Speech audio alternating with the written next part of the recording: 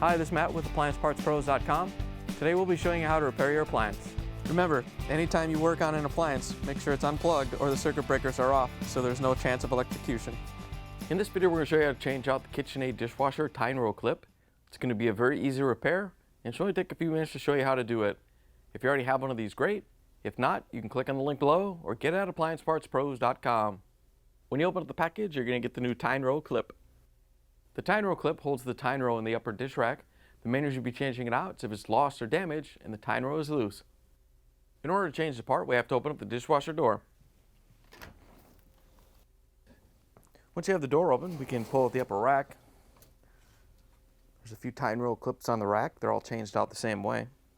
All we have to do is unclip the top right here and then rotate it over and pull it out from the bottom. Once you have it free, you can pull it off the dish rack. Here's the old Tine Row Clip next to the new one. If you already have one of these, great. If not, you can get it at AppliancePartsPros.com. To put the new one in, we're just going to come from the bottom again and hook it over the Tine Row. Then rotate it on and clip it on the other side.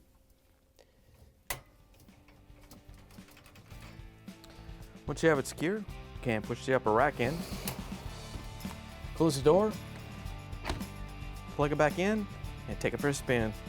Thanks for joining us for another successful repair brought to you by AppliancePartsPros.com. Check out our other repair videos on our site, Facebook, and YouTube.